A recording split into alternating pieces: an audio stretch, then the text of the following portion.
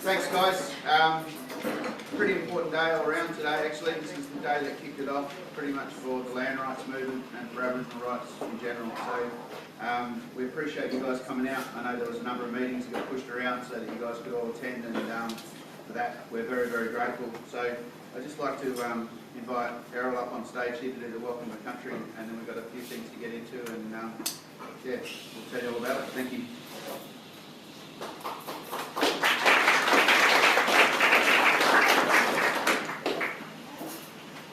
I'm not really a fan of microphones, so I'm not going to use it, okay? I'll speak loudly enough. I'm going to do acknowledgement of country because I'm not a Ghana man, so this is not my country.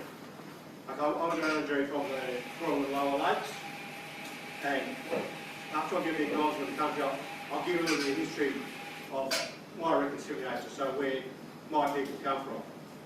So acknowledgement of country, as it reads, that the department has, is Ninamanu, and it's Ghana words for hello, how are you? We would like to acknowledge the Ghana people as traditional custodians and carers of the Greater Adelaide region, and that the place where we are meeting and making decisions today is on the traditional lands of Ghana people. We acknowledge, accept and respect Ghana people's relationship with the country and their cultural and spiritual beliefs. We recognise that Ghana heritage, knowledge and skills are of critical importance to Australian people and the landscape today.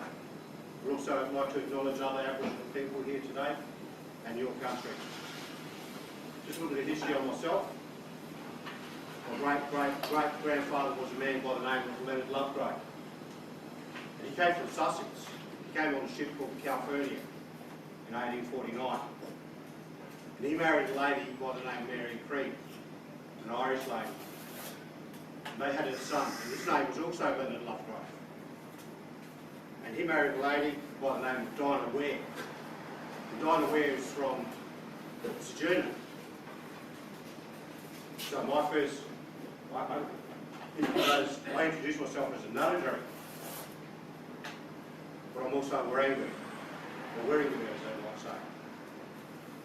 And it's a little bit murky from there, but they had a son, and his name was Frank.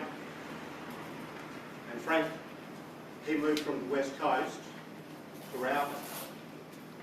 And so you could see the reconciliation journey through my family has been there pretty much from the start, from a white man marrying a black woman.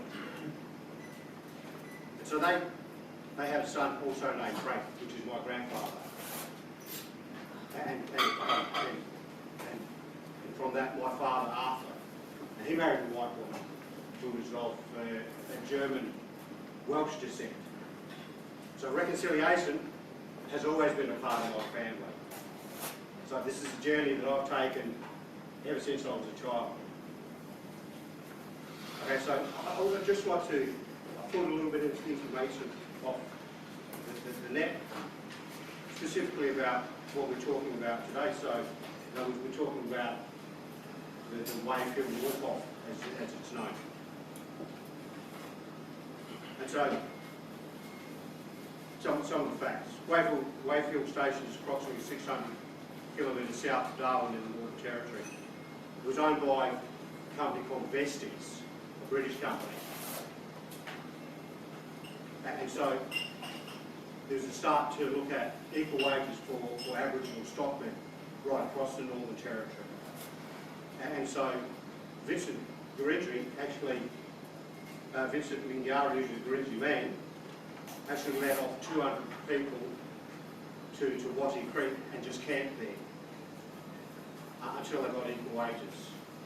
Unfortunately, when Aboriginal people were given equal wages, they were kicked off these stations and non-Aboriginal people were employed. So Aboriginal people would then pay sit-down money, as we might know it today, unemployment benefits, the dole, etc. And so a full circle of where Aboriginal people were working, stopped working. And so we're now looking at a whole generation that was lost, and why we're in the reconciliation circle again. hope that from today, that you will look at not just what we can do as a department, but what you can actually do as an individual. So it's taking a look at our reconciliation action plan. It is understanding the land that you stand on and traditional ownership. And it is about asking the questions. And don't think that any questions are silly. All questions are good. Okay? So if there's something that you want to know, ask an Aboriginal person.